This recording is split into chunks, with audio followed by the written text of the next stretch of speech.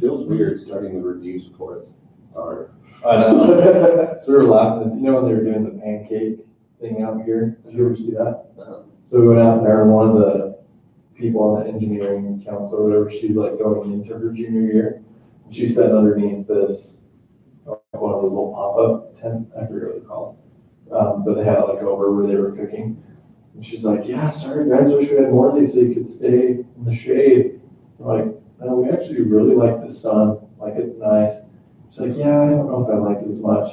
So we just threw out a joke, like, yeah, after your junior year, you'll actually like the sun, because when you go a whole year without seeing it, it makes a difference. I worked overnight for a couple of years, and I don't want to do great charts again if I can avoid it.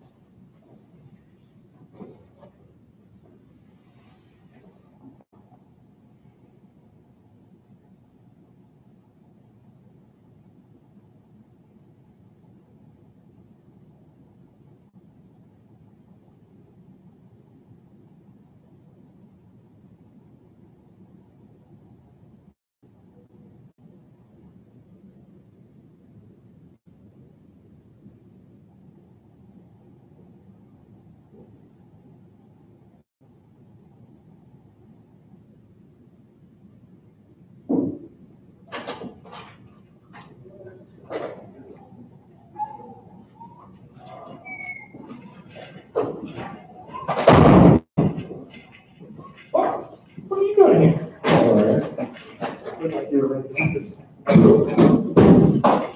All right, clients. Wash your wood. Gosh, that's how it's going. I'm tired. I don't really want to sit in front of the camera because we get submitted for academic integrity. Could be. Yeah, you need to maintain your plausible deniability. Yeah, but that was me talking? There's no evidence that was me talking at all. This is the way I talk all the time. Hey, Jacob, you can vouch for me, right? I'm aggressive, right? All right? Sounds like that. Hold on. Wait 30 seconds. Is there any effect? What'd you say, what? So go wait for 30 seconds and everyone shows up. So, I think a lot of people went to the first floor originally, and that's what I did. We watched like a 30-minute video about hernias. 5. You haven't heard it? Oh, I don't know. We think Chandler does. We were looking at Direct cost bearings? And the first thing that came up was direct versus indirect hernias. And I'm like, well, we gotta know what this is now. So, this guy was drawing really bad with what type of hernia did you have? Did you have this swivel board? Technically, mine wasn't actually a hernia, but it acted like 95%. Hey, or was yours a, Hold on. They call it inguinal or Inguinal? that was one Linguinal? they thought I had. So they thought it was the small intestine. What are you at, Cameron? Right above my feet. What are you at? Don't worry, we saw pictures. What are you at? He was drawing on the board with the. I mean, mine wasn't 19? like nasty looking. They just kind of Hurry. what actually happened was so when you're a baby, I don't know if it's in the womb or out of the womb, your testicles go down and through these holes, and they pull with them the tissue lining, or no, they pull with them the veins, but there's a tissue that lines them that's supposed to sever. And one of mine didn't sever, so it just filled up with fluids right there. So technically it was a cyst. Ouch. And so they still went in and he severed it. Ah. What wasn't a ball cyst. It was right above, you know, the doodad. Your thingamabob? The dude. Tinkleberries. Bunch of immature children right there. Oh, you have to say balls. You guys have the markers? Yeah, they're on the board.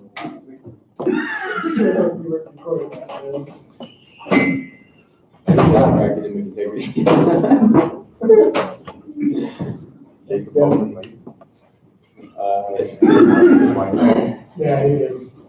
Going into labor? Oh. The danger children is being separated. You did? You're not doing it. I'll fix it. No, his wife. Oh, well, never mind.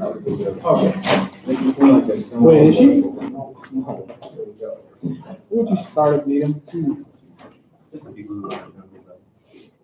I thought the other Jacobs thing. Well, I shouldn't start. I don't know, just, I'm pretty sure that's more. Yeah. Probably something I just don't care. I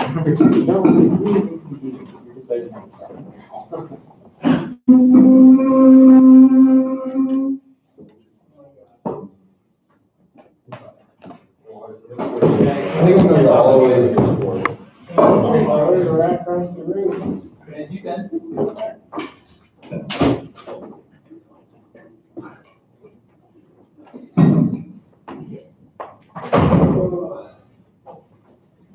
Did you guys do? Still looks better than last time.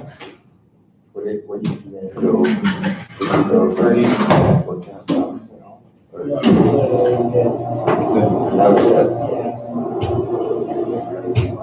No, we went through, Oh, you actually said it. Yeah, we didn't start. You guys already did. No, we did. We started studying for it.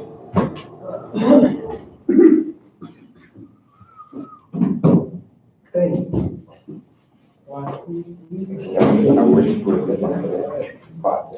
Well, like, I came back and a bunch of people left, and then we were like, well, those of us who are here have been.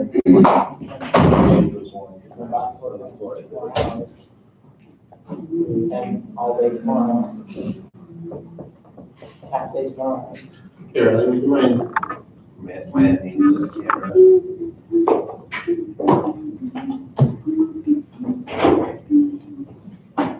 You're gone.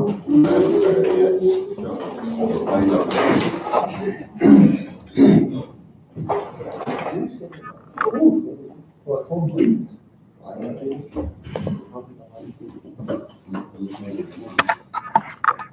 Is it going?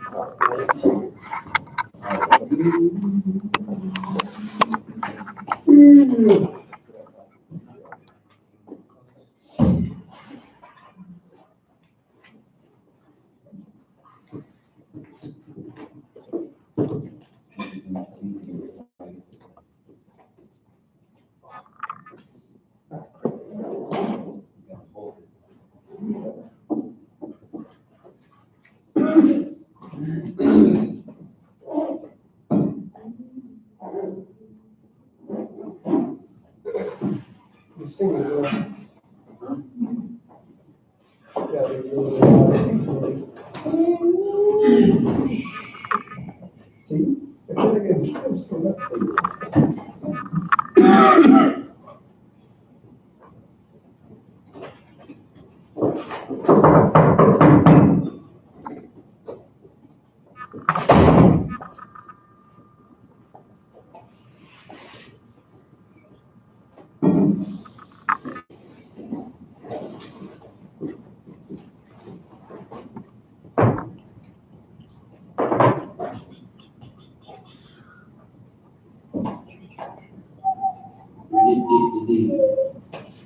Sorry, grabbing a couple of things real quick.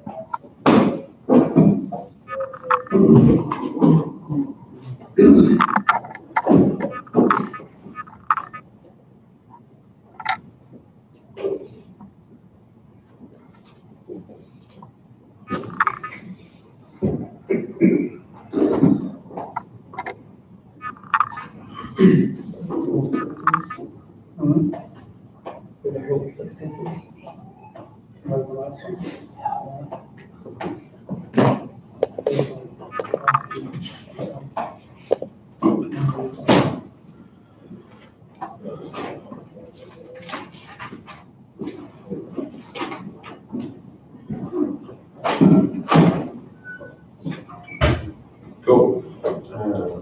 Is that rolling?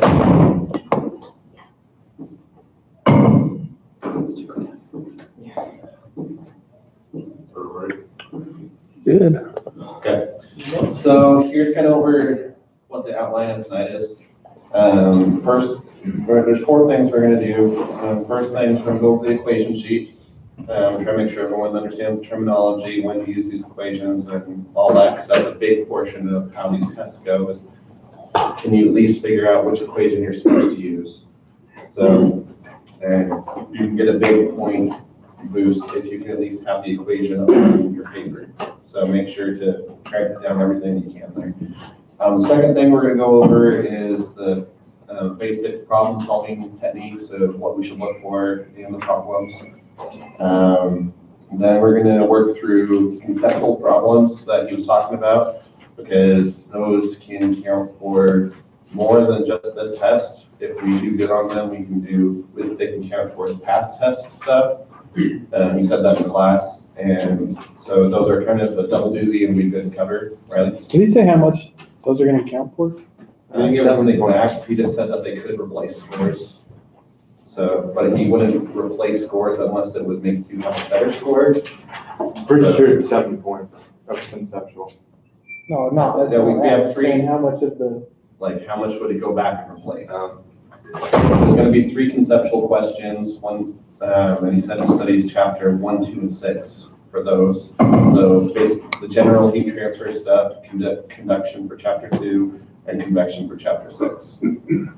So we're going to kind of sit through there and try to see what kind of conceptual stuff could be coming from the chapters. And then the last thing we'll go on, we're going to work some problems. I got 3 problems from each homework. That would be what I thought were likely ones would be similar on the test. So that's what we're going to go over today. So first, we will go over the equation sheet. He did post the condensed one for the final. So first of all, you guys we won't go over absolutely everything, but Boltzmann constant. yeah, Stephen, the SB constant. And we use that in a lot of our flow problems. It's just a relationship of the wattage per unit area at a given temperature. So that's what it's telling us. Chapter 1 and 2 and 3 and 6, that's all past stuff. We have equation sheets up for those, so go and look at those. If we have some time at the end of getting through everything, we might touch those, but we're going to hop into chapter 12 first. So first of all, chapter 12, we start off with this differential. This is dW is the differential solid angle.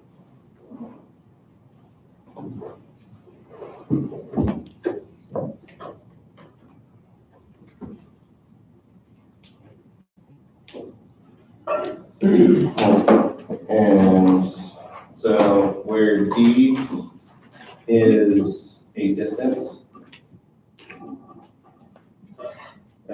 area is the area of the surface that's away from the central point.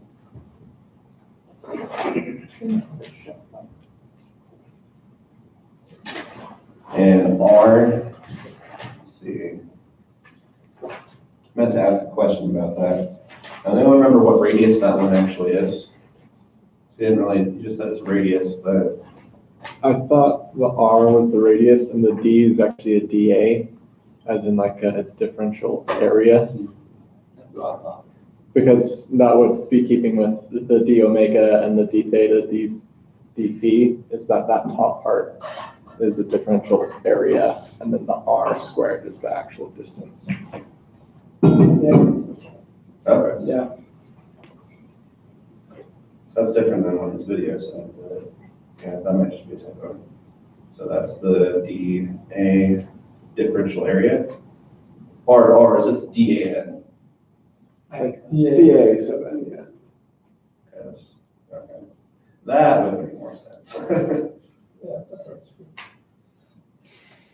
So this part is differential area.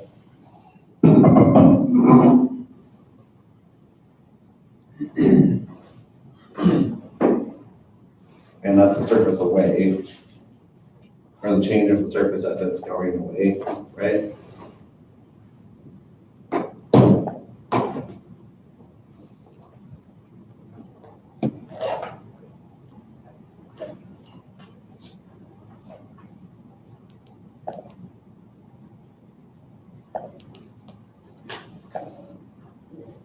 As you move away, so then R would be the distance away that you are, right?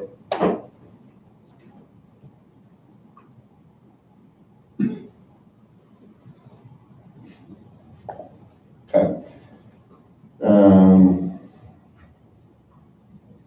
Something to remember is that when you're talking about solid angles, the solid angle of a sphere is 4 pi.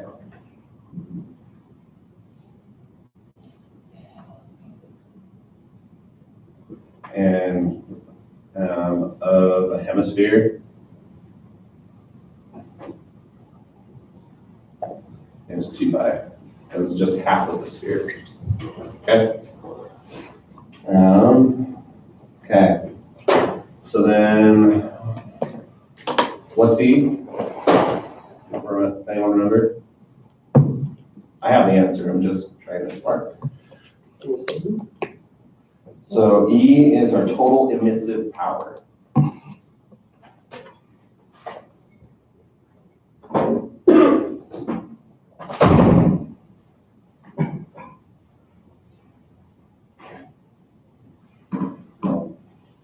And so this is the integral version of it. And then we have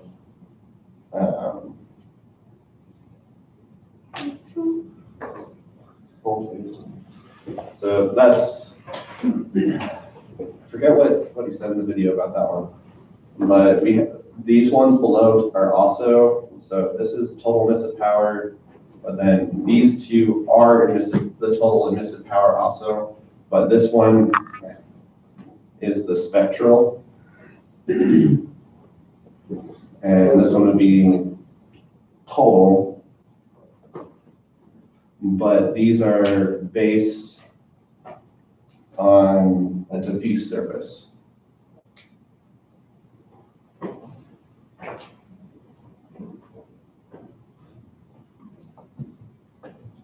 And diffuse just means that from any angle, it's going to have the same emissive power, right? So whichever way you're looking at it, it's not going to change its power. That's what diffuse means. Okay, so then similarly, we have our total irradiations. Or, yes.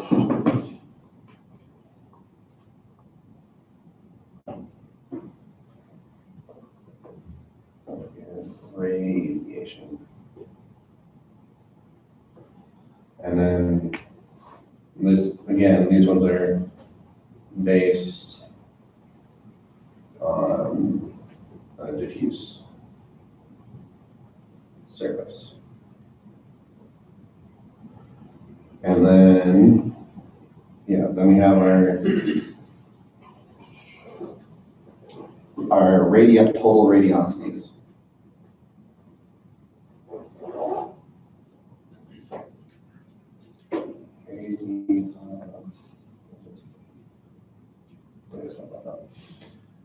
That's radio city. Woohoo. And then again, diffuse. And all those E's, G's, and J's are in watts per meter squared. They should be. They are? Yeah. Yeah. So watts per meter squared.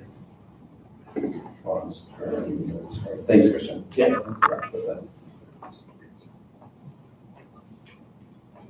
Okay. Okay. So now this one is the Blackbody spectral emission.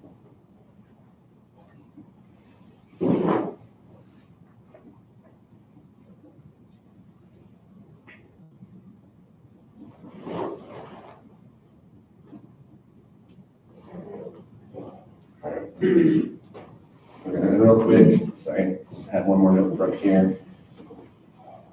Radiosity is the sum of emission and reflection. So just remember, it's everything that's going to be coming from that surface, whether it's bouncing off or whether it's sending it out itself. Radiosity is the sum total of everything that's coming off.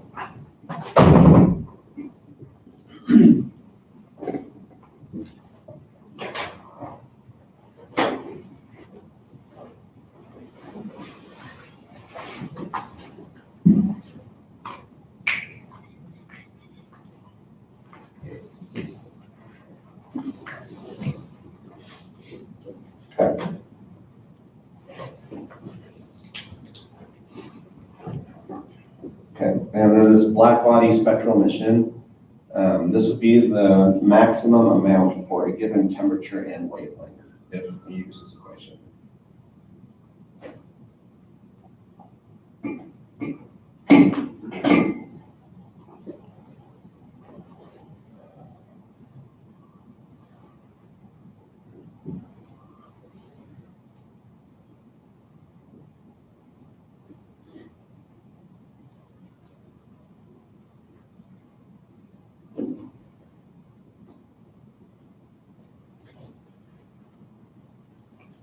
Okay.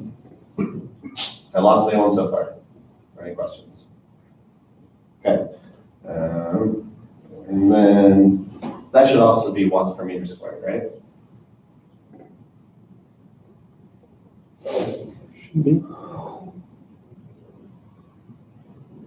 Okay. So then this is just our, let's see. This is Wiens displacement law.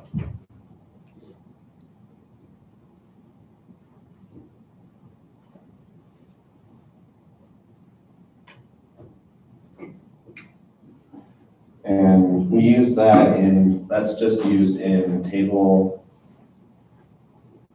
12.1. So you would use that to find a baseline characteristic for your system based on the wavelength and of the light and the temperature. And then you use that to find your different ranges and stuff. We'll talk about that more later. Okay, so then we have, after that, this is the Stephen Boltzmann's law.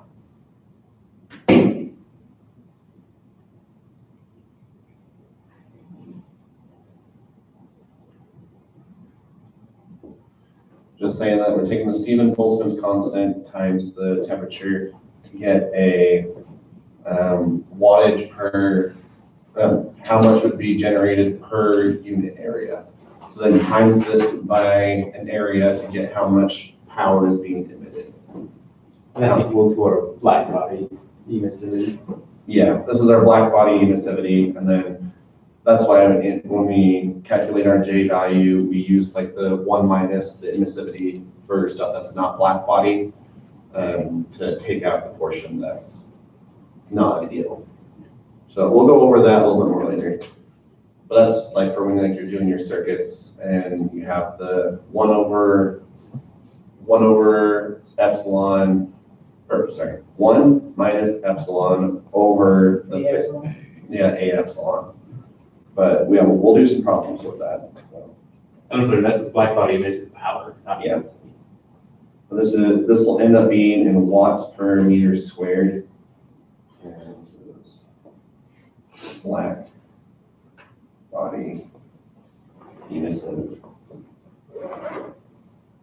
power and anything else. And this is black body emission across the entire spectrum. It's not at a specific, it's just everything.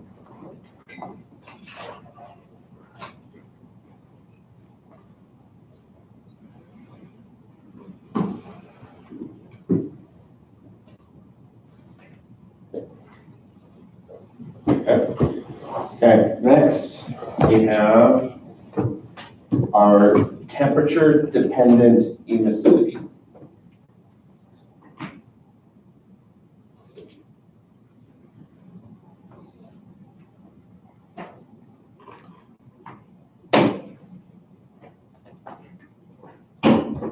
Okay, and is there anything about that? Nope. Okay, so then we have our breakdown of our irradiation. So irradiation breakdown, there's not a specific term for this equation, or name for this equation.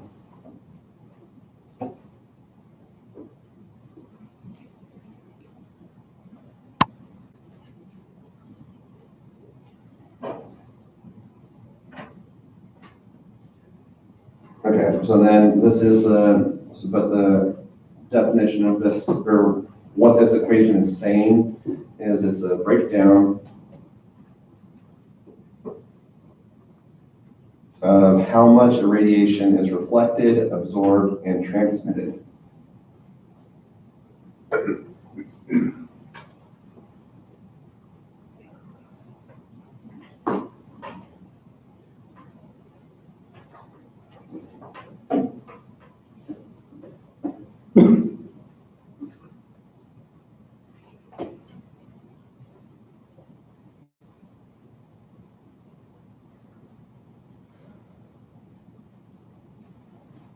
And remember, if we're dealing with an opaque surface, our transmission is 0. So we only deal with transmission if it's like translucent or has some level of see-through. If it's opaque, it means we can't see through it, so there shouldn't be any transmission through it.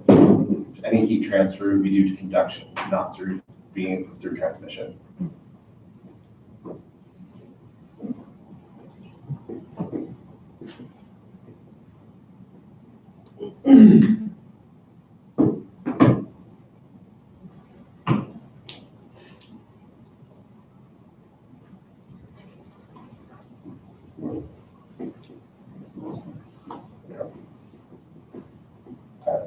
Then we have, so for these equations, we have our, let's save this real quick.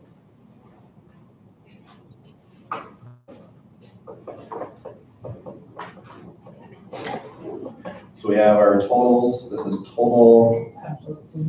Yep. Alpha is absorptivity.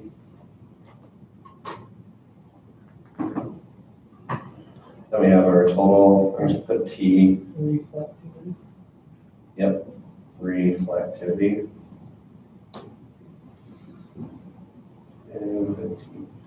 And we have our total transmissibility.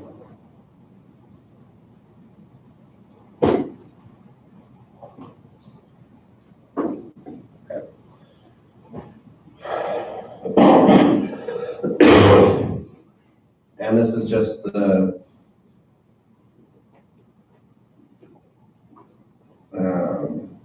sum of our, or there's not a name for this equation. It's just a relationship of between the absorptivity, reflectivity, and transmissibility. And just saying that with those three components, that it can only sum to equal 1. If you have different amounts, you can have different amounts of each, but it has to some way balance out to equal 1 total. Percentages. Huh? It's like a percentage of radiation. Yeah. But a lot of the times we just see it as rho plus alpha, because we're usually dealing with opaque surfaces. We don't really usually think of clear surfaces with the stuff we've been doing, especially. So then we have like where we deal with that graph, those graphs of the absorptivity to reflectivity.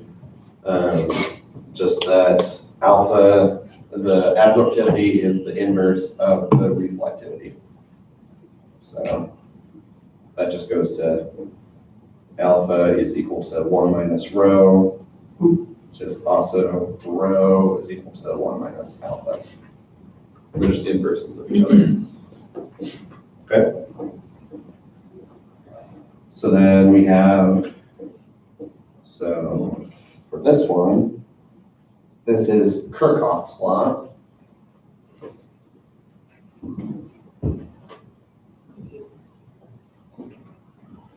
And just meaning that, Is that also the gray approximation?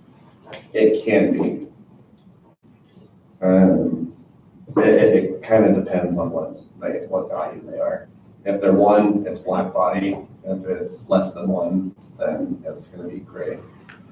I thought what it was is that's diffuse, and so it means you can use the same graph, but the values are different. And then if it's gray, epsilon and alpha are the same value, just not 1. I can expound on that. Like, yeah. So that right there, Kirchhoff's law, that's always true as it is right there. Yep. So epsilon with a given with a given lambda and theta, epsilon and alpha are always true right there. When it's epsilon with the same wavelength and alpha with the same wavelength, then it's diffuse.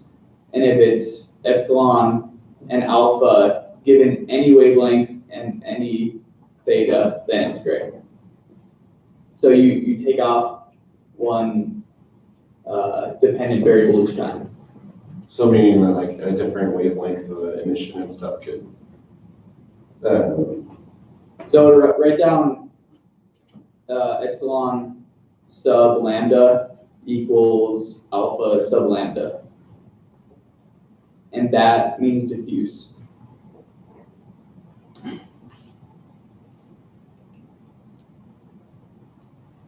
And then below it, put epsilon equals alpha, and that's gray.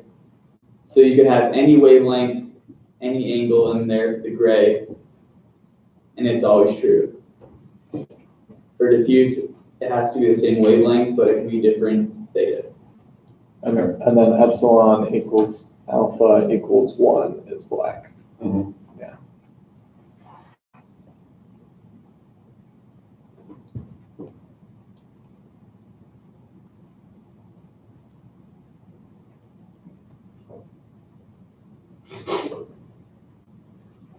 Okay. Cool. Okay. So then now to chapter 13. This one really short. So for here, this is our law of reciprocity.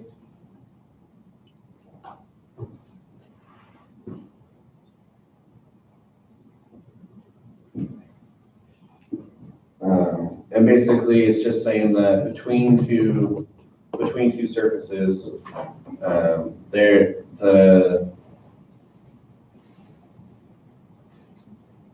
do I word this? I have it in my head, I just can't say it. The view factor?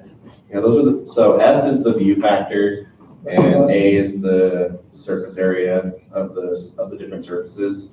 So the relationship between the two is that for their specific view factor, what they see from the other surface times by their area should equal the opposite surface's calculation also.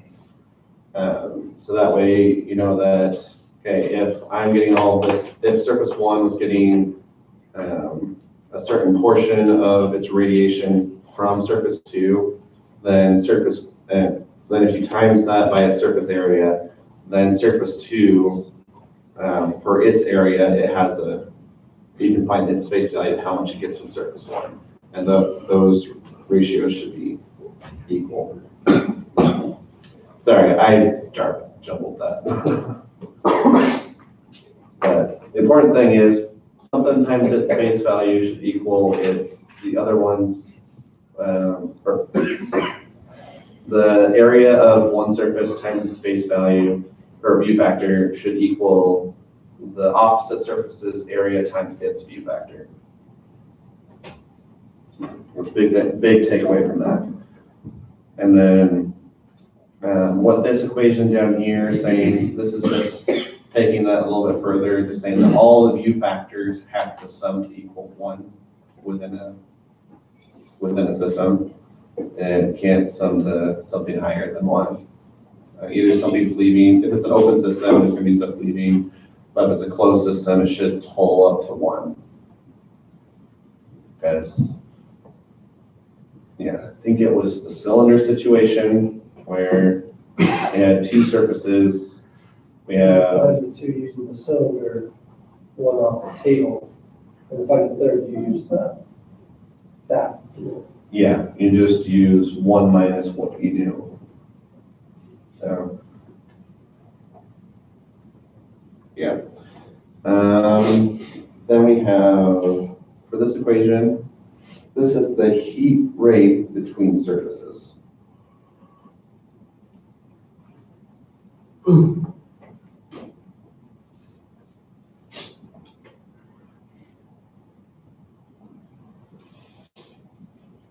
Okay, and then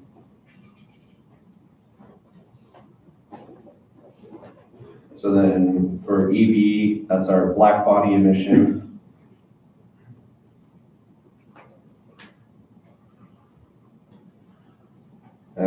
And then JI is our radiosity.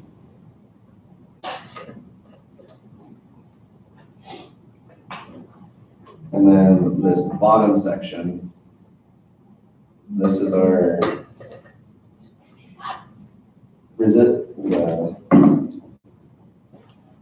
that's our resistance. And then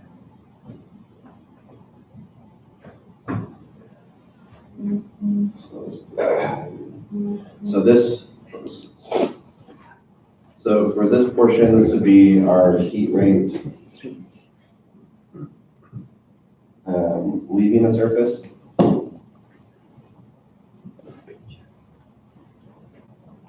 And then this part is going to be based on the sum of the geometric resistances.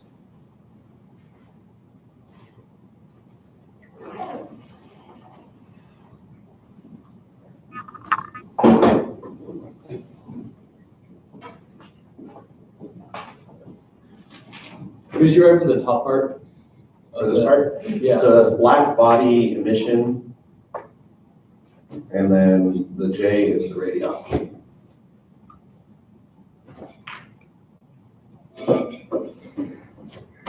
And that's really something that we've been doing a lot with in the electrical circuit analysis type problems, where we'd have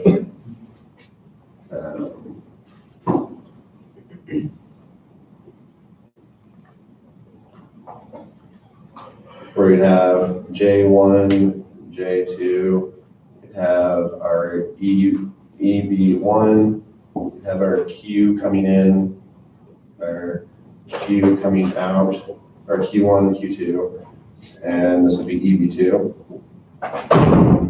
So then these resistances, so this would be So we have our Blackbody emission, like the ideal would be for a specific temperature, but then we factor in our, what's it called? Sorry. We factor in our resistance to make it a real surface. So this would be our 1 minus our emissivity over our over our area of that surface times that emissivity of that surface. And then over here, we'd have like the view factor, we'd have the resistance of the view factor between two radiosities. So we'd have like the F21 times the area of 2, right? One thing to remember is that for each one of these, there's two setups you can do. It just depends on which direction you're going. So then you can also say that this is F12 times A1. But you can pick the setup that works best for you. That's why on some of those, like when we had the parallel circuits for one of the problems, we did it in terms of surface 1 and surface 2, but didn't do it in terms of surface 3 when we really could have, but it would have just been a lot less pretty. So make it as simple as you need, and just know that there's going to be 2 equations for that, which are based off of this equation here. You're just doing 1 over the reciprocity.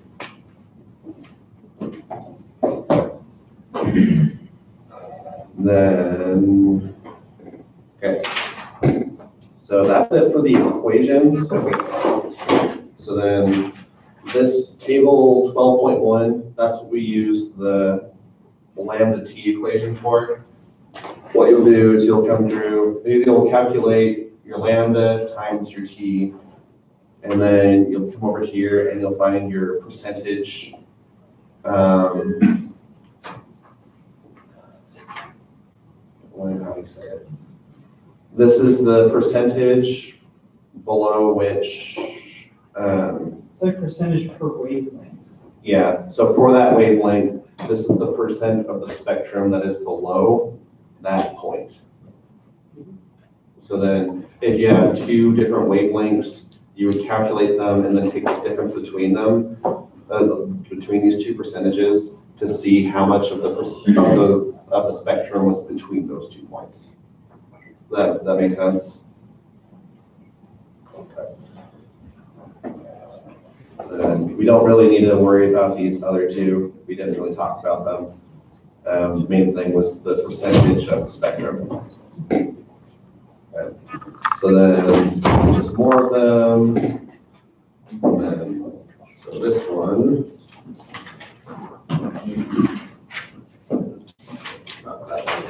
That one. Okay. So this is Planck's Blackbody emission for different temperatures.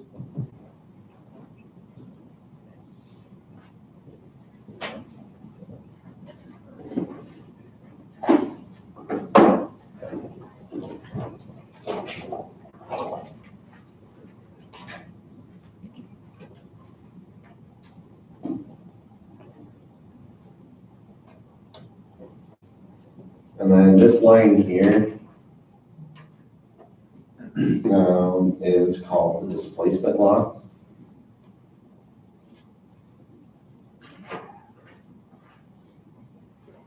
So anyone that knows a little more details about that? He didn't talk about it too much. He was kind of. Well, that's related to that equation on the top, the one we went over above. That. This table? No, down. So right below, where it's lambda max times t is equal to 289 or 298, and how that was above in the equation sheet. That's just that relation of saying that's the max before it starts dropping. Okay. Peak. So if we wanted the max value, you would take the 2898. If we want max temperature, or lambda max, we just divide by the temperature it's at. Right, you just get that relationship of that peak. Okay. And then these are just different types of irradiation, I guess. Different temperatures. Huh? Those are different temperatures. The lines. Okay. So there technically is tons of different lines. These are just some of the more common ones. Okay. So this would be for, if he asks us to find the maximum wavelength for this temperature, we would say, okay, we do our lambda max times T is equal to 2898, and then just get the lambda max by itself. Or it says, what temperature is this max value at? Then just do the opposite. Okay. Okay, so now these values.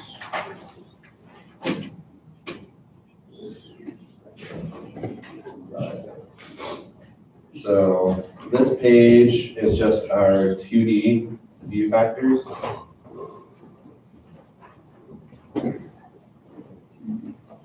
That's just that page. So yeah, we've got parallel plates, we've got plates at a different angle, perpendicular plates, and then an enclosed 3 sides, and then just lots of different radius. So look through those, just kind of know where certain things are at, and when if he asks for a specific setup, know to look through them. Whether it's know if it's 2D, it's going to be on this page. If it's 3D, it's going to be these next.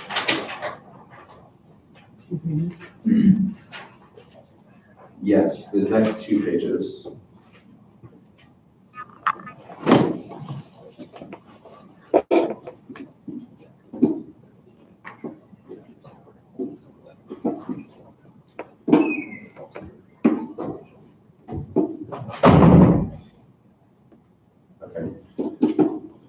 And he did say in class, you really don't want to get into these big calculation equations, and he doesn't really want you to.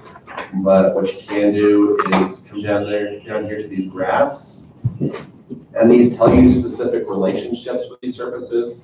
So you'll do these basic calculations like length over Ri, and then you'll come up to Rj over L value. And that's what these all are. You'll find your L over Ri, find the line that it intersects with, and come over and you'll find your gain factor. So these are going to be kind of subjective, so just try to get it close, but they shouldn't be too bad. But yeah, then with all these view factors, there's different setups, but that's what those 2 pages are about, is the view factors for 3D setups. Then this last one is, this is heat transfer rate between 2 surfaces, between 2 surface exchange.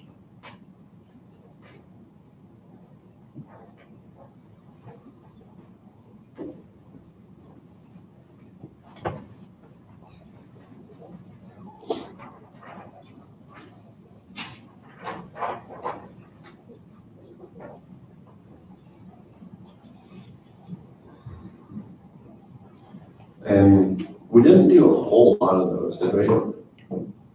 I mean, we may have like touched it, but most of them were pretty lengthy, and I don't think he put those on the test.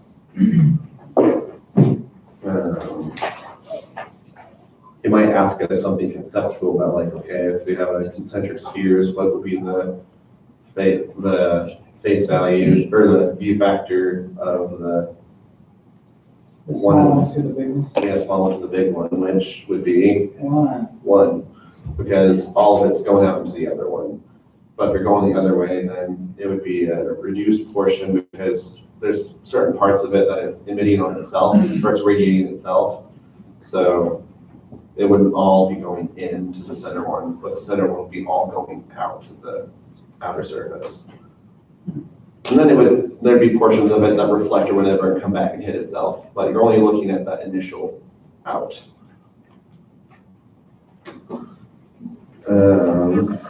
Okay, so that's it for the equation sheet. Any questions on that stuff so far? Okay, so now we're going to talk about the basic problem solving techniques and kind of what to do. So strategy to approach this test.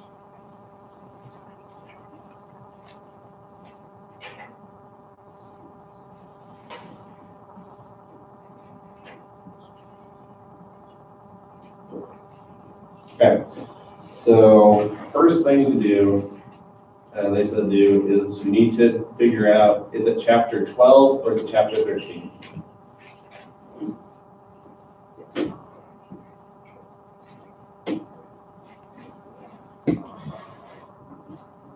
So chapter 13, the criteria for chapter 13 is easiest to make the distinction. So if it says, so for chapter 13, it would say the words diffuse and gray.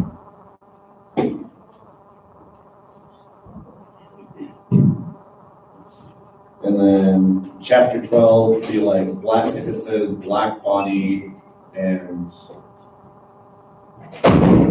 between two bodies or anything like that, that's an open system and not just two surfaces. It was a little bit vague on what chapter 12 was, what words to look for that, but if it says diffuse and gray, it's for sure chapter 13.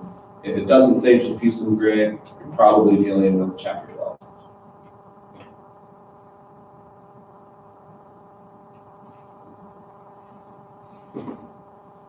Okay, so the second thing to do after that, because that'll tell you which part of the equation sheet you'll be looking at. So the second one, if a picture is not given, draw the system and label the properties, because if you do that, he wants to give you as many points as he can. So if you at least show him that you can conceptualize the system, then he can give you points. He wants to give partial points. Give him things to give partial points on.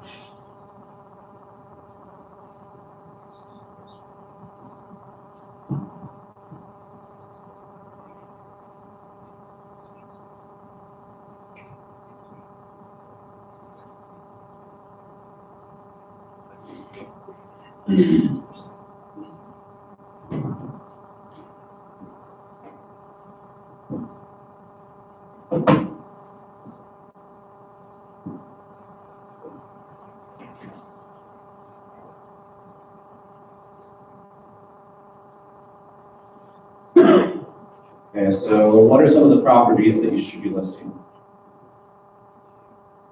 Temperatures. Yep. So specifically, Surface temperature. our surface temperature, our surrounding temperature. If it says anything about a flow, you need to have your convective temperature. He said he wasn't going to go into that stuff too much, but he would just give us the H value. Yeah, the H value. We wouldn't have to calculate that, but we could still have to do a basic calculation of that. So make sure to list all those. Then we have, what else do we got? Emissivities, maybe? Yeah, our emissivities, specifically for this one, because we're dealing with radiation and all that, so emissivity is a big one. Because that one's going to be used a lot into calculating resistances and everything. And then any of your dimensions, like length, width, diameter, area. Just put down everything that you know about the system. Okay. Yeah? I was gonna say, when I take tests, I circle them and then I see some points. When I see black body or gray or opaque or H was this, I circle all the things that I want to write out. Yeah. So that's a good thing to do too. As you're reading through the problem statement, make sure to underline and circle things that are important to know. Even if you don't exactly remember how it relates, circle it, then because you know it's important. But that'll give them at least a little bit of knowing, okay, they're thinking about this, they're trying. He really wants to see that we're making an effort. Okay. Then 3, write out your assumptions.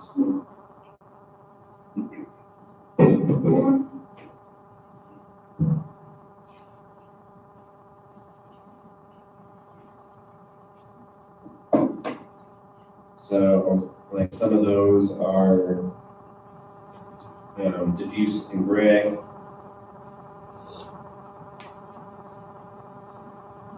And if it's diffuse in gray, what does that mean? Chapter 13, but what does it specifically mean in chapter 13? Epsilon and alpha are equal. Yep, epsilon and alpha are equal, but they're not 1. If it's Blackbody, what does that mean? Yes. And like whether it's steady state. So for instance, if you have like a heated plate where it's being kept constant, like the one that had the Q input, that was 10,000 watts in the homework, that was a steady state situation for that plate. So you knew that, okay, this is emitting at this steady state of emission. Yeah. And identify places that are like that, because then you can say, like with that one, the resistance isn't going to mean anything because it's putting that out. It's not going to be reduced. So your blackbody emission of that plate would equal your radiosity because it's putting that out from that plate the whole time. And then any other assumptions that people can think of that we could consider? Chapter 12, chapter 13. Sometimes your view factors, you can just kind of like infer that there, like if it's an enclosed system, you can kind of like know that, you know, your view factor is 1, and just things like that.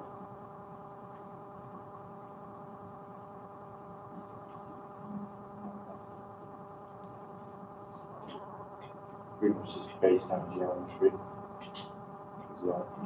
Like if you have 2 of the same, it's going to be equal either way.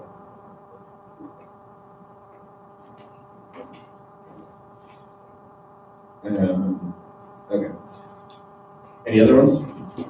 Or are those the main leaders that we were considering for these 2 chapters? If you put those down, you can get some notes. So make sure to put the things down.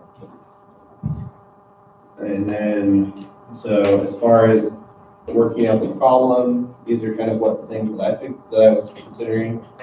So for chapter 13 problems,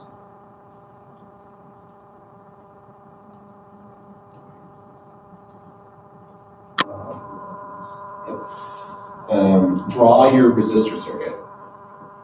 That will get you points. Because that's a big part of the analysis. And if you can put the equations in there, that'll also get you very far in your analysis. Even if you can't go past it, like putting all the resistances and stuff, you can at least see, okay, I got to this point, I just need to figure out how these relate together. And yeah. Does every chapter 13 problem have a resistance circuit? I believe so, because they're enclosed systems. Yeah. Can anyone counter that? Or we got a different perspective on that? Okay. So, chapter 13 problems, draw the circuit. And list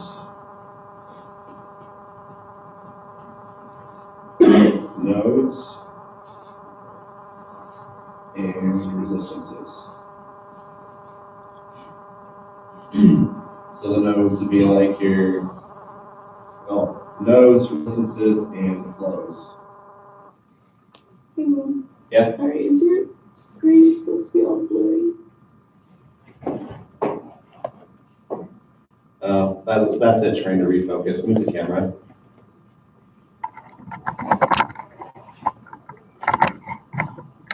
Yeah, the webcam's got a little bit of it tries to focus itself, but sometimes it gets caught in the loop. If you put your hand in front of it and then okay. Nope. So nodes would be like your E's, your J's, stuff like that. Then your resistors would be like the 1 minus epsilon over A epsilon, or the 1 over F star star A. And then your flows would be like Q1, Q2, Q3, all of those. And when we're dealing with a well-insulated surface, what do we know about that? Is that we treat it like a black body and Q is equal to 0? Yeah.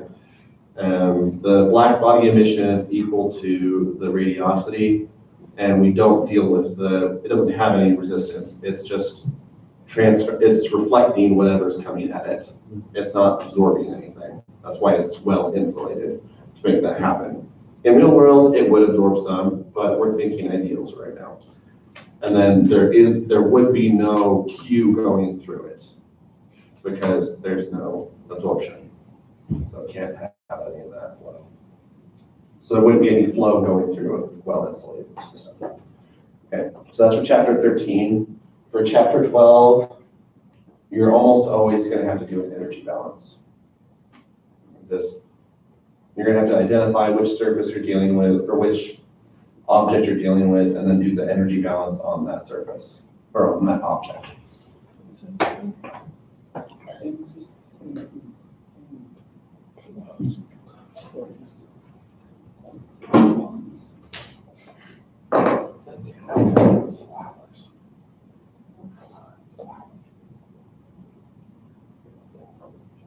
Okay.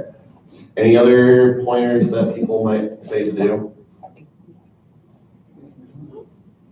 That should at least get you a lot of points, even if you don't have the answer. That should get you pretty far of the partial credit that you can get if you can at least do those steps. Okay. The energy balance usually comes in the form of your QN, or I guess QRAD, Q convection, and a multi-mode problem, right? Mm-hmm. It's basically all on Qs. Where you set up the energy balance. Well, the Qs, and then the emissions, the absorption, and yeah. Because I know in one of the homeworks we had a system where this was probably the last problem of homework 11, I think. Yeah. Where we had Q conduction.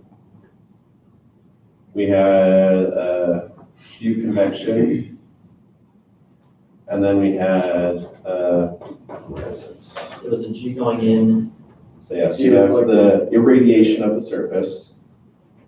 And it reflected out too. Yeah, they had the emission. Yeah, G going out.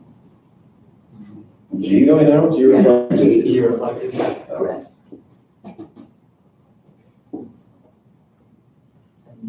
And then we also had an absorption. Or G going in. huh? Convection. Yeah, it was. I have a pulled up right He here. gave us an H. Oh, There's a Q convection going in yeah. with a given 8 whatever we have. Yeah, because it was what, air on the outside and water on the inside or something.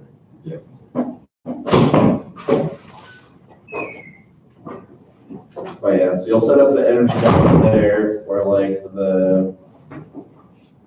you'd have the G plus the Q, I'm going to call this star, Q convection, star, minus the emission minus the G reflected is equal to the Q conduction is equal to the, what is it, Q convection. And especially if you can get that far in setting up that balance of equation, even if you can't get further, again, that should give you enough to get some partial points. So that's problem solving techniques. Yeah, let's save this.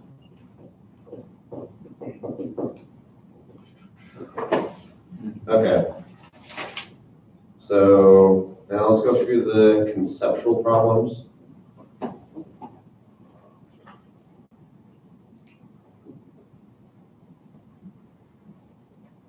Should I know if he's gonna give us the whole equation book that he's built for us? He said he condensed it down. Yeah, it's only gonna be the 8-page version. But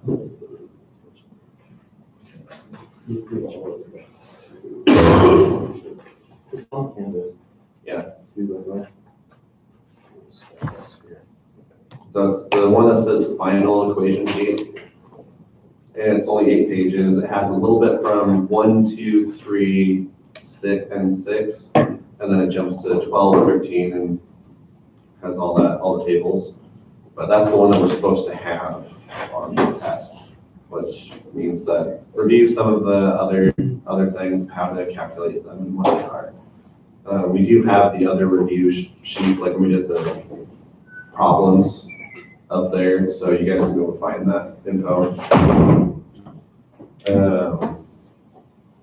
And I will post this equation sheet to both the drive and the forum for those that would like this version one.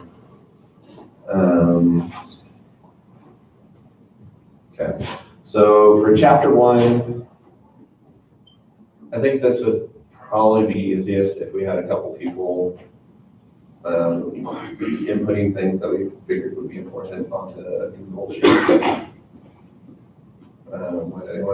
Would a couple people be willing to put those in while we're talking about this?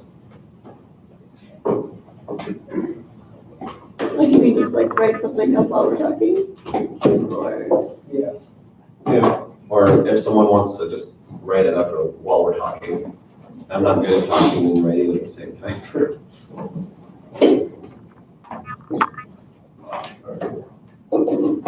Let's do this then.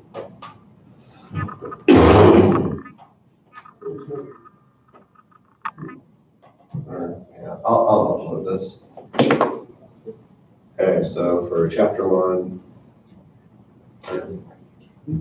sorry, I'm indecisive. Or I changed.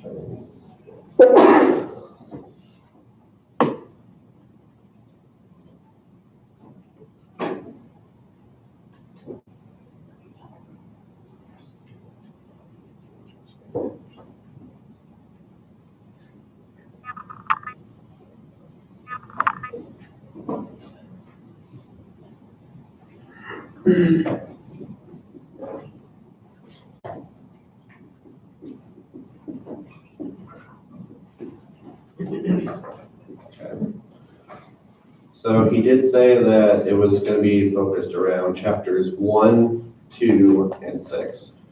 Chapter 1 is Intro to Heat Transfer.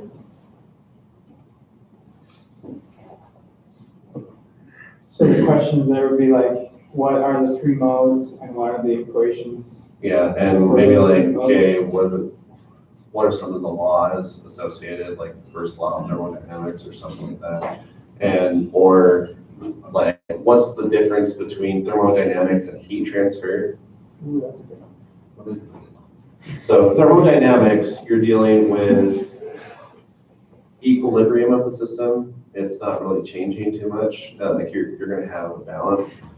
But with heat transfer, it's more about a changing system.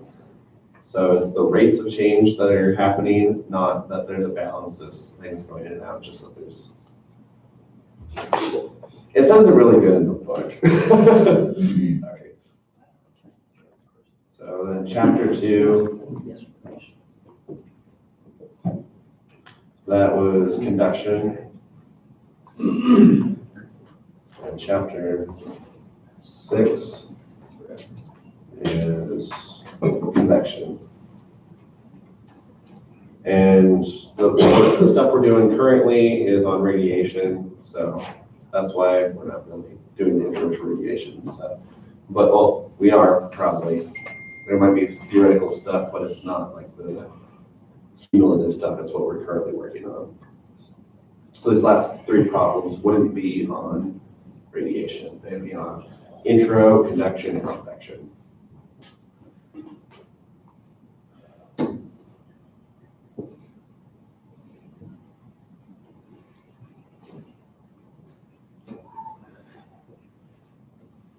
Okay. Let's do this. So for chapter 1, we have what's the difference?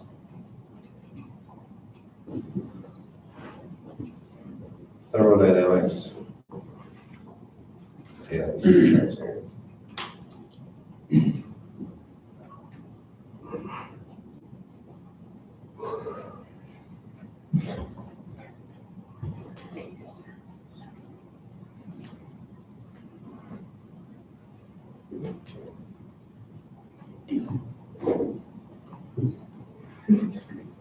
So, thanks, Michael. Okay, so then another one. Okay.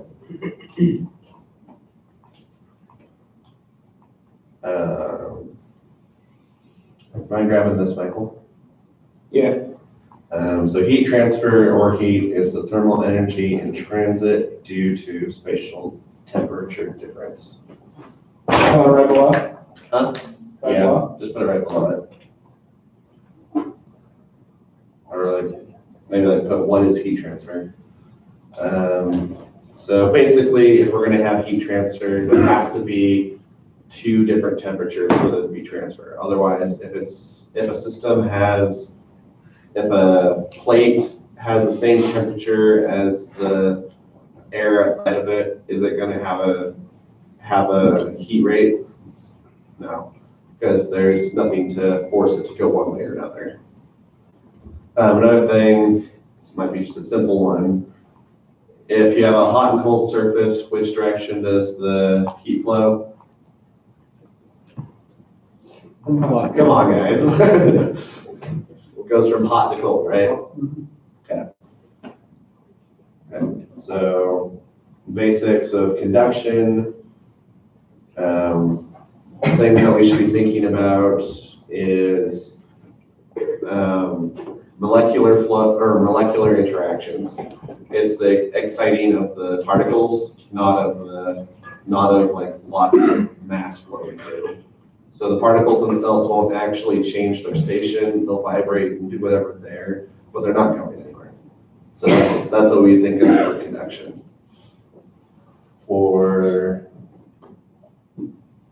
For conduction, it's just our basic, for the heat flux, it's the negative times our conduction coefficient, which is for a specific material, times the difference in temperature over the length that the temperature difference is being viewed.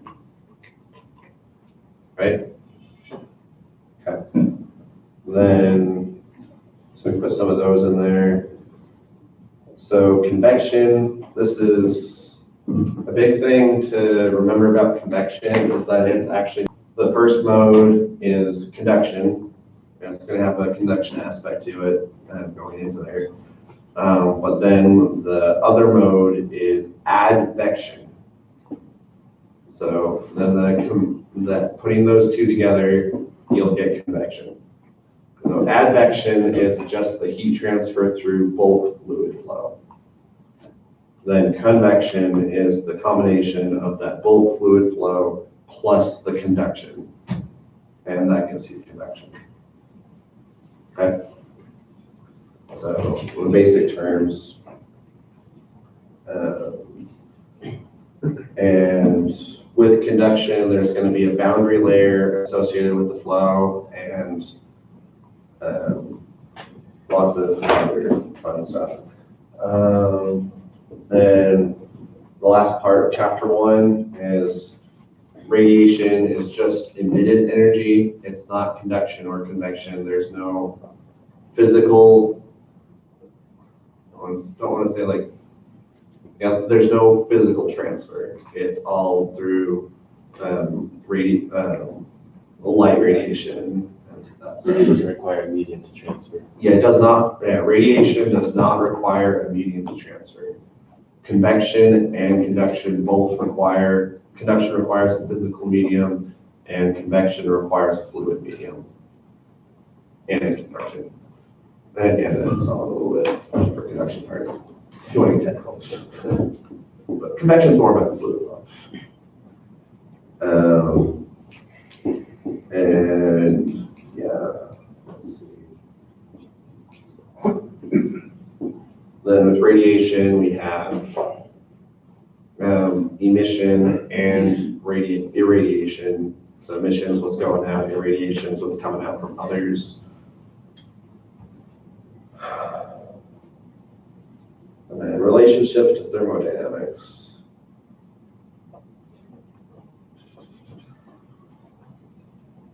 I think that basically would be everything that would be the intro, the chapter 1 stuff that you could possibly ask. For chapter 2, for conduction,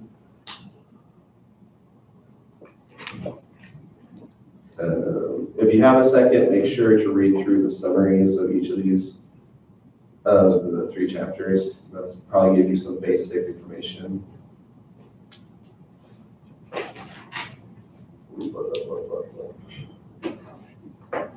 So then for chapter 2, we've got conduction. Really, I think we talked about most of the conduction stuff. Anyone got anything else that they think that they would like to add to the conduction parts? I think it's probably good to show the equations up there for convection and convection, just so that that's fresh in your mind too. Okay.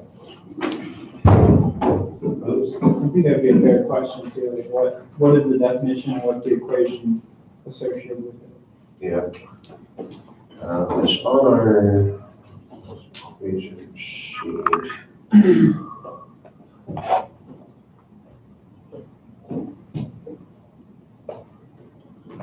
So we have our heat transfer and our heat flux. So this would be our heat transfer per, well, that's not even per unit length, that's just heat transfer. Heat transfer, that's watts. Yeah, so this would be our heat transfer in watts. There's our QX, and this is for conduction. Then our heat flux would just be the constant, the negative constant times the change.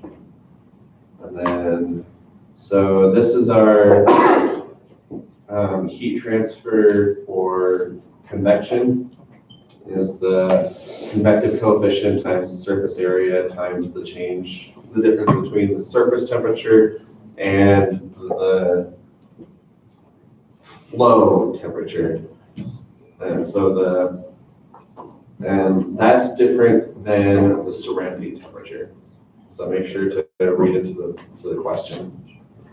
Then we have our heat transfer for radiation. It's just the emissivity times the 7 Boltzmann's constant times the surface area times the difference between the quadruples of the surface and the surrounding temperatures. And I guess there is a coefficient for the radiation, but we didn't go over that much in chapters 12 and 13. So I wouldn't expect that to be much calculation for that. It would just be a,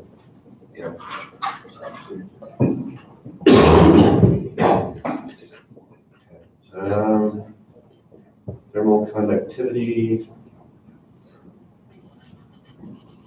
Do you ever use HRAD in the radiation unit? We never did. But, yeah, we just kind of were making black body assumptions. I think this would be when you're dealing with mixed systems where there's convection and, We had done it in class like once. yeah. I think it's just a way to rewrite it so it's similar to, the convection setup, Yeah. but really it's just the radiation equation. Okay, so in chapter 1, or chapter 2 for the conduction stuff, these are the heat equations, right? So those are probably really important. Huh? Those are probably really important. I can definitely see him asking questions about like boundary conditions or like if you K is constant or not constant or like kind of conceptual questions. Yeah, or gen or no gen, like how do you simplify those down? So. He did say though that it was going to be more theoretical. It wasn't going to be calculation or equation based for these ones. So I don't know. For me personally, I see that having to reduce these down as kind of an equation. It's still like a conceptual exercise though, like knowing that you have to cross out Q dot if it's. I can remember that sales conceptual. Okay. Let's come back to that. Did he for sure say the conceptual questions are from 1, 2, and 6? Yep. He said if you want to double check, go to the very end of lecture video 28, and he talks about it there. So.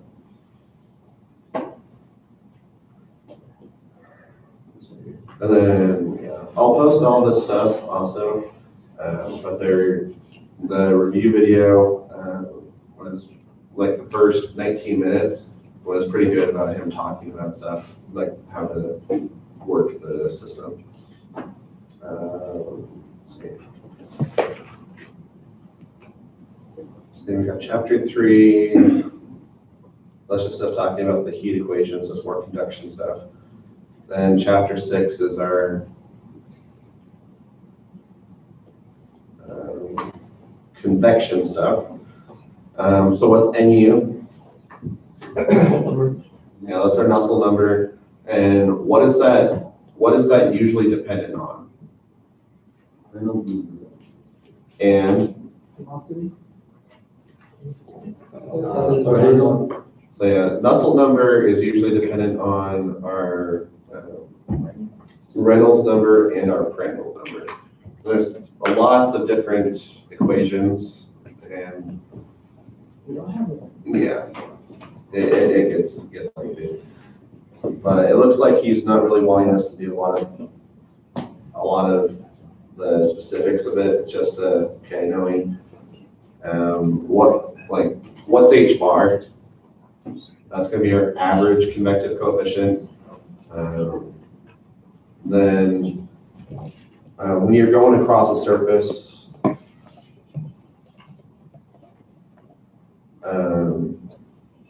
so we take our H bar as our average convective coefficient, but there actually, you can look at different points along the plate and see that there's a specific convective coefficient in different spots. But we generally just assume, okay, this balances out, and we're thinking of a big picture, and the boundary condition doesn't affect that much of a change. But in very small systems where it's starting, then yeah, that's going to be something to consider.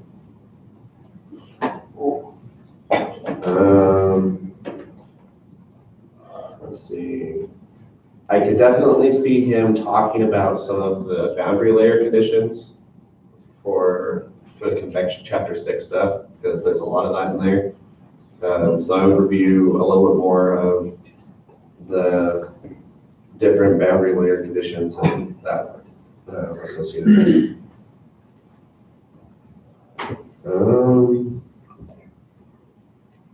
Let's see.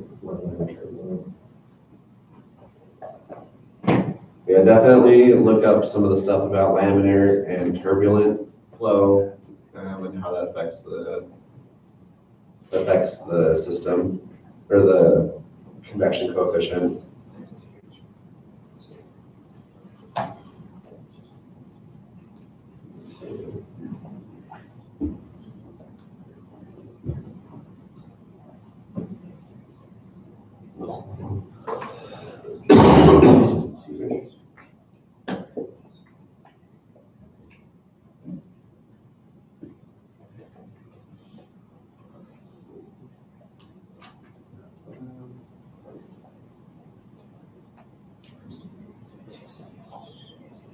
Anyone else have any other suggestions? What might be good for those three questions? Okay. Yeah, like I said, make sure to go check out the summaries of each chapter, because that at least give you an overview and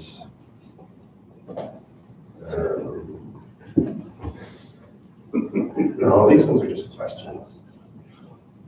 Usually the summaries have stuff explained. Yeah. So that's the conceptual problem stuff. Now the problems that I was kind of looking at that would be good to review. So for problem 11, this 11.1, I think there's a question that we need to ask about that, but there's a specific part I'd like to ask the group about. But it's 11.1, 11.4, because this has the graphs for the wavelength to, zoom in here. So 11.4 has the graphs for the wavelength to the irradiation or the reflectivity. Yes, reflectivity, and then also being able to draw the graph for the absorptivity. So this would be a good one to do. I think I remember him saying that that's something. I remember him in class going like, "You guys should know this. Smith talked about this. You know this, right?" And then it had a little thing. So I would say that one's fair bet. That one's going to be on there. So 11.1, 11.4, and 11.5, because this one has the energy balance. Yeah, Josh? We had a question about number 3, but like the second part of it, where it says to apply the energy balance, where it uses rho and CP. I think he said there's gonna be no. No rate transient stuff. So that's gonna No be rate fine. transient? Yeah. No. Cool. He says that don't worry about transit. So that whole second part of that problem is transient. Yeah, it's just because it's really just time change, so I like that. DT or DT, so just like anything with that. Not general. Okay. And then in homework 12, 2, 3, and 5 is what I was kind of considering, because 2 is all about view factors of the surface and trying to figure out, okay, what's this situation? So basically, you treat this as an ideal system, do the calculations there, then you'd find out what portion is of surface 3, subtract that from it, and that would give you the system you got. 1.4. Huh? 1.4. What? You said 2, 3, and 5. I was curious what you said. Oh, 2, 3, and 5. So 2, that's view factors. 3, this is again view factors, but with the basic system. And You find your Q. yeah, you find your Q in here and the rate going out, or rate going into the, yeah, sorry, into the other surface. And then, so 4 was a little bit, I think that was a little bit more complex than you would want to know. And it's similar to problem 2 in that you can calculate this based off of 2 solid plates. I don't know, you put the table on there for the discs. And I want to do like a view factor from one disc to another. And then take out the whole one. So we got a lot of other stuff too that probably not going to be on there. But, yeah, sorry. But then 5, He definitely said there would definitely be a cylinder problem. To make sure you know that there will be a cylinder problem. So be able to calculate that. And then homework 13. One would be a good one with just has the tube and the reflective, the shield that it has that's receiving everything. Then 2, this is that steady state condition that we were talking about. It's got the heated plate that's being kept constant at this 1,000 watts, 10,000 watts. So that would make the emission equal to the radiosity, and you wouldn't consider the resistance in that part. And then you also have the insulation on the sides. So when you come down here to J3, we don't consider the resistance because we're just like infinite. And the emission and the radiosity are equal because it's just reflecting everything. So there's no flow going through it. And for the EB1 equals J1, does that have anything to do with the plate being black? Or? That's because it's black, and then the bottom's black. The bottom one. It's a black disc. T3 insulated. Yes. So it doesn't absorb any heat, so it's just. Yeah, it's just supplying heat. It's not absorbing anything. This is technically a cylindrical process too. Yeah. Speaking. Yes. And then Q3 is 0 in that one, right? Or because it's insulated?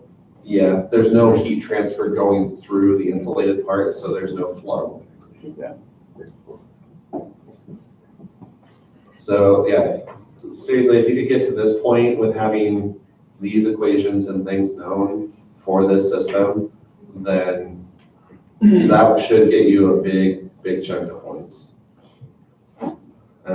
But then going through and finding the face values, putting in the areas, and then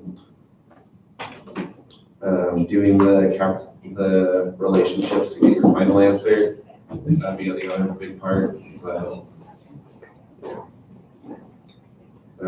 so that was 1, 2. I have a question about on the base of the part where you equate the emissive powers up to 10,000 watts over on the right there. The part where it's like more power, that bracket part, where's that coming from? So what this is doing is, and I'll draw this.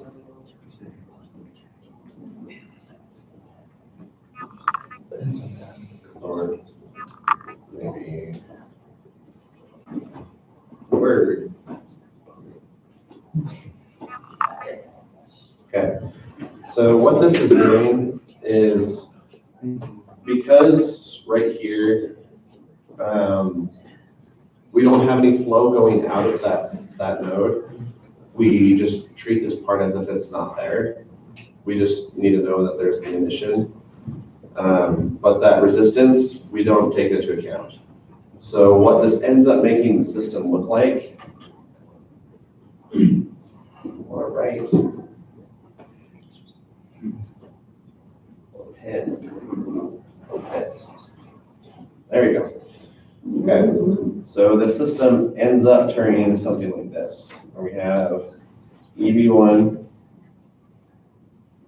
and then its specific, this resistance associated with it not being a black body and being a real surface. So this would just be, oh, and we have J. I guess that part's not fully needed right now. But the system turns into a parallel circuit where you have, this would be these 2 points, you have J1 and J2, and then this part comes down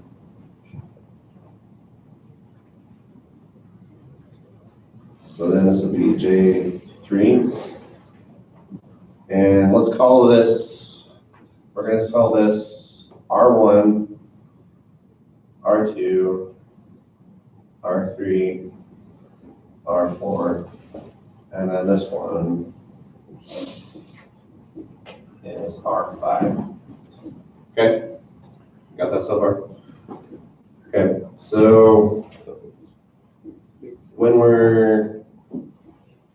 normally, if this was just one series circuit, like if we ignored R2, we would have our change in emissive power over our 1 over R2, or if we ignore R2, 1 over R3 plus 1 over R4 plus 1 over R5. We normally have like that. But because this is a parallel circuit, this actually turns into so we have our change in E, and then in brackets, first we have this part. We have our 1 over R3 plus 1 over R4. And because this is in parallel with R2, we have to do the 1 over rule. So this is going to be, so that's going to be to the -1. Then we do plus 1 over R2.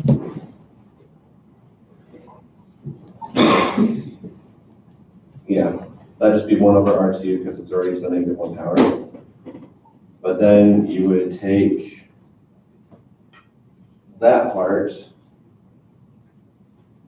and because that'd be a resistance, and you take that to the -1 power, because that's now in series with this part, and you do plus the 1 over R5. So that's where the bracket comes from. And I always get a little bit confused of whether or not we need to have 1 over R3 or just R3 there, because these equations, I think they're already in the 1 over form. So like 1 over F1 to A1 would be equal to 1 over R1, I think. I don't think so. Is that not right? No, I think the equation as it is the resistance. Because your R1 is 1 over F1 to A1. Yeah. That equals R1, yeah. Okay, so I wouldn't need to. Yeah, that's right. I think, I'm pretty sure that's right. If you look at what he did at least. Yeah, you just gotta keep track of all the 1 over junk. Yeah, that makes sense. I just wasn't the parallel circuit. Yeah. It's not- Yeah, if you that'd be a good thing to do, is to rewrite the circuit to make it look more parallel, so then you're basically doing the analysis of that branch, taking the 1 over that, plus the analysis of the other branch, 1 over that, and then brackets around that, 1 over that plus the next resistance, and that's in series. And I think that's actually just R3 plus R4, not 1 over R3. yeah, I think that's what's. Sorry. R3. If we're saying that 1 over that is R3, then yeah. And then this one, I believe that one was this right. one would be this though, R2 to the -1. Yeah. So 1 over R2, but that's the equivalent of R to it. And then this would just be R5. Yes. If we're saying that R5 equals 1 minus E A,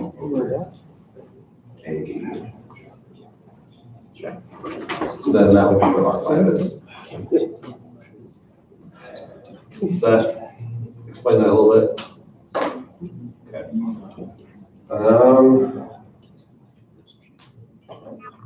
So we only got a little bit of time left. Is there anything specific that anyone wants us to talk about understand any chapter 12 or chapter 13. Same.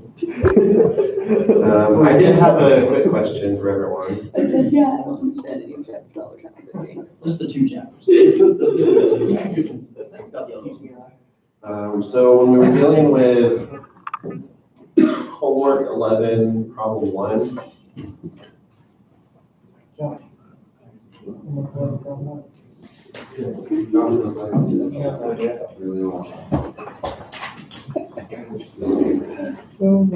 so I mean, Josh and I were talking about this a little bit, but remember when we were in the other room, there was a lot of like confusion or whatever, but I think it was mainly between this point.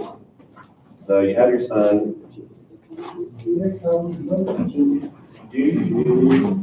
Okay, so right here it says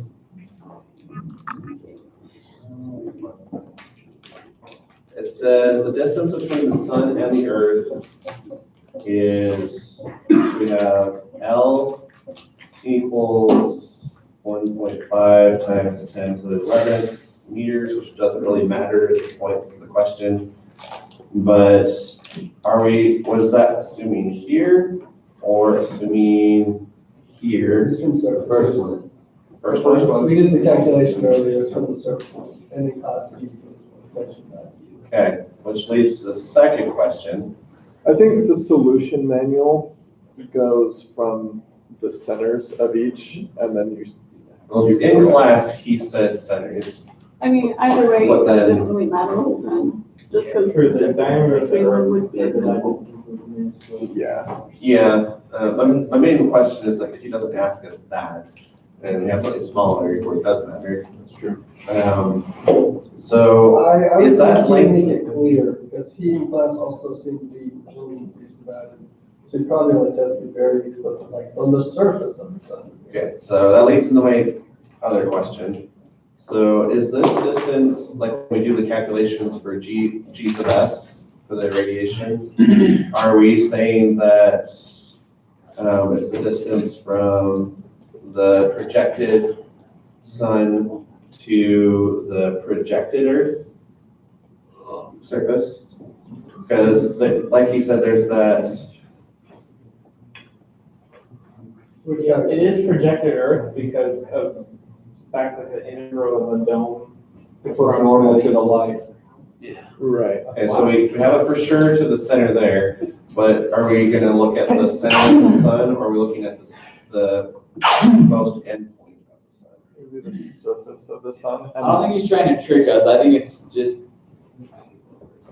Well, I'm just trying to clarify. Yeah, Yeah. I think it's the surface, but that would be something that maybe you could list in your assumptions if you're unsure and say that's where you're taking it from. But the projected Earth is what comes up with the DAN sub r squared, or divided by r squared. That length is going to be your r. The L plus DE over 2, if it was from surface to surface. Right, so that was going to be your r, and then your DA. So I get we're supposed to get to the receiving point for the Earth first projection. Yeah. The part that I'm a little bit unclear on is, are we assuming that it's emitting from the center of the sun or from this edge of the sun? So should we do the projected sun to the projected Earth? I would say it's from the edge of the sun, because you can, that's like, you have that radius, and then you can use the energy that is coming off from that point at the surface of the sun, and then But we have you do the the same diffuse thing. rule though.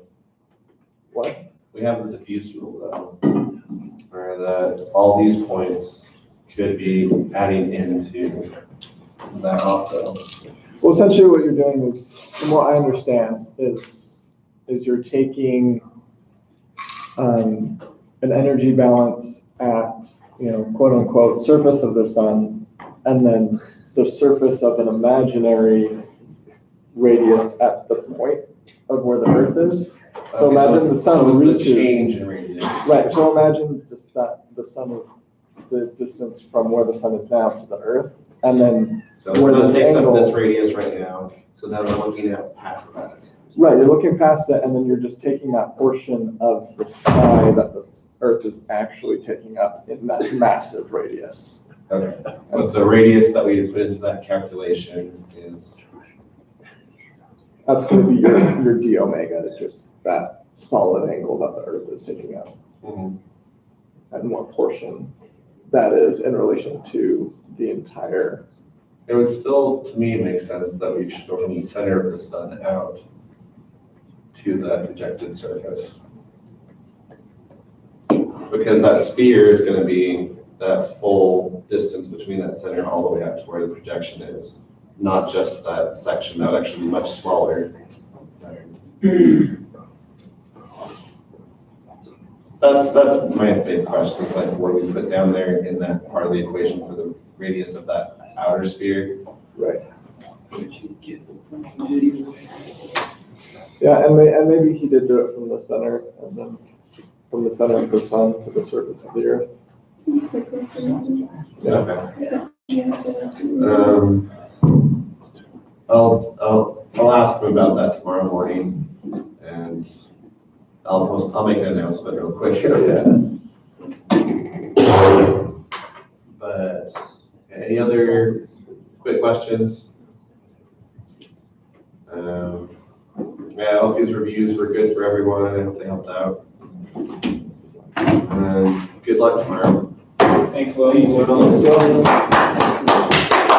you go, Will. I'll get these posted and put them in the forum. Bradley, you got the ends on both of them? Yep.